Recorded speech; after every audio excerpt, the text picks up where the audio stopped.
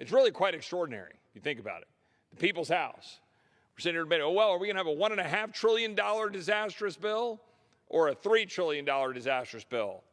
Are we going to play games and cut that $3 trillion bill in half by cutting the time in half with the same disastrous policies? But that's precisely what my colleagues on the other side of the aisle are doing. Recently, as many of my colleagues know, China tested a nuclear-capable hypersonic glide vehicle carried on a rocket that flew low-orbit space, circling the globe before speeding towards its target, only missing by about 24 miles, a test that was reported to have, quote, stunned the United States military, not undercutting its own supply of reliable energy like we are. Why might that be? Because China knows they need reliable power to kick our rear ends, while we sit around fumbling around with the President of the United States taking cold baths in Scotland, not advancing clean-burning natural gas, not moving nuclear power. No, we like to live out in unicorn land where we're going to have nothing but wind and solar powering up our entire grid. That has not been working out so well for us. All so we can go down this fiction that we're going to drive down CO2 by allowing the Chinese to do whatever the hell they want to do while we undermine our own national security, our own energy policy, and drive people into energy poverty. They are using, the Chinese are, that coal to produce the manufactured goods we consume in the United States, including 80% of our solar panels. By the way, the rare earth materials we just gave up in Afghanistan by abandoning Bagram means we can't even compete on that stage, even if you want to live in unicorn land where my colleagues on the other side of the aisle do, where you can have all of your power come from solar and wind in the year 2021. Meanwhile, China leads the world in emissions, but they got 43 coal-fired plants tuned up. But what all these geniuses over in Scotland do, they go, well, China has promised they're not going to build coal-fired plants in other parts of the world. I mean, you literally can't make up how stupid a leadership of a country could possibly be than what we currently have in this country. See, let me tell you, I could come up with every possible way to weaken our country, every possible way to make this country exposed on the world stage. I don't think I could come up with a better plan than what the current administration and my colleagues on the other side of the aisle and this body are doing. Instead of literally having the President of the United States currently begging OPEC to open up more oil and more energy supplies. I'm not even sure how you can put into words how unbelievably pathetic it is for the United States of America to be on the world stage begging for energy supplies when we sit on a bed of fossil fuels that we could use to power this world. We have all the technology in the world to develop nuclear power, and yet we're not doing it. So we've already talked about that the president is hanging out over in Scotland taking cold water baths, mumbling unintelligibly about antitrust and animals. I couldn't even understand the speech today. While congressional Democrats are in a death fight over their trillions of dollars of spending. And most troubling of all, our Department of Defense is in a race, but it's not in a race to beat China. No.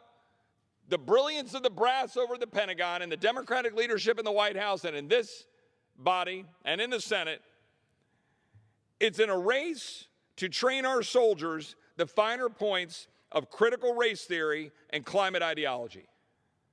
Have we talked about the drone strike that killed 10 people, including 7 children? Something that would largely qualify as a war crime? Hamas praised the Taliban for causing American downfall in Afghanistan and said, quote, we congratulate the Muslim Afghan people for the defeat of the American occupation on all Afghan lands, and we congratulate the Taliban movement and its brave leadership. China capitalized, saying, quote, a lesson that Taiwan needs to learn.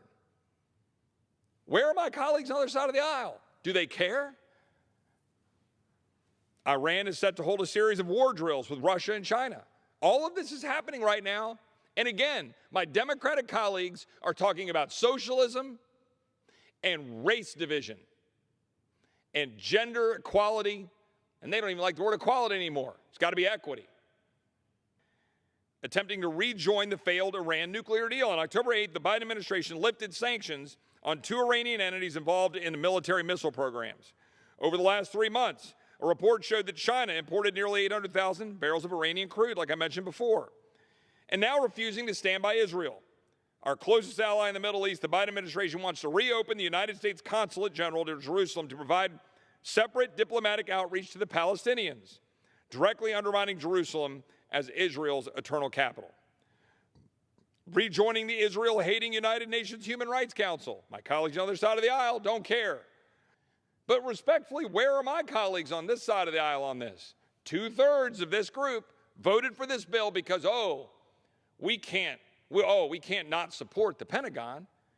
Well, why can't we not support the Pentagon?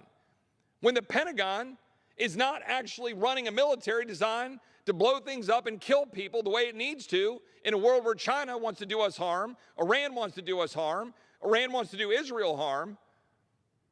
The Defense Climate Adaptation Plan. I mean, you can't even make this stuff up. China is sending missiles around the globe, and we are responding with a Defense Climate Adaptation Plan. In what universe do the leaders of the greatest country in the history of the world do this? In this new climate change plan, ordered by President Joe Biden and released this last week, would affect every level of command. Troops will be educated to improve their climate literacy. According to the report, the topic should be taught to all during professional development training and advanced courses. In order to properly respond, we need to have the knowledge, the tools, and the ability to make climate-informed decisions at all echelons. Funding for a Department of Defense that engages in critical race theory training for service members. Last month, the Navy released a recommended reading list. This was last spring. A recommended reading list to facilitate the growth and development of sailors. One of the books on the list is How to Be an Anti-Racist, Kendi's bestseller advocating critical race theory. Separately, the Navy's Second Fleet created a book club for sailors to read, quote, White Fragility, a book that claims white people are inherently racist. If you'd like to take a perusal at the Department of Defense website, you can find the Chief Diversity Officers, Senior Advisors for Diversity and Inclusion. There are parts of the fence sitting in a field rusting in Texas. We're paying contractors not to build the fence. But paying people not to do things is what my colleagues on the other side of the aisle are particularly good at. Let's borrow lots of money and print lots of money to pay people not to work. Let's borrow lots of money, let's print lots of money to pay people not to build a fence. I mean, can I get into the not doing things business? Maybe my colleagues would be glad to not have me not do Congress. Can I get paid to not do Congress? Since we're in the not doing things business? It's absolutely absurd.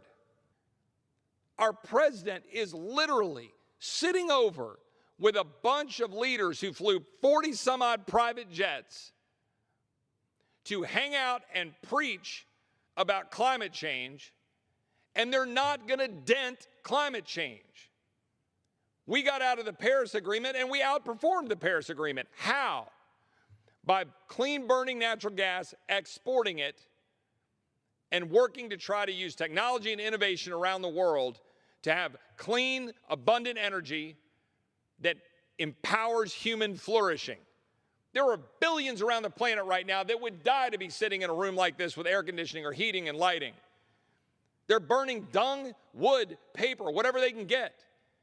And we got all these holier-than-thous running around preaching to people, taking cold water baths, seeking to truly decimate human life, undo human flourishing, all in the name of bowing down to the altar of a secular worship of a planet that they're actually harming with their absurdity.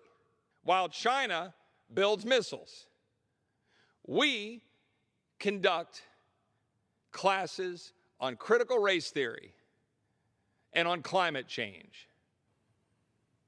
But they're asking a reasonable question when the President of the United States abandons America's, abandons assets, empowers our enemy, empowers China, leaves our border open, destroys our economy, undermines our ability to produce clean burning energy, leaves a future for our children weaker against the world without the ability to have the kind of flourishing and prosperity that you deserve. I don't know what the result's going to be in Virginia tonight, But I know one thing, there's a lot of American people awakening to the absolute disaster that is being inflicted on this country by a radical leftist regime, whether it is in this body, in the Senate, in this administration, or in the Capitol building designed by Jefferson in Richmond, Virginia, or in the halls of the school board in Loudoun County, sitting on their hands, allowing another little girl to get sexually assaulted because they wouldn't actually address the fact that a girl had been assaulted, and they knew it, and they did nothing about it.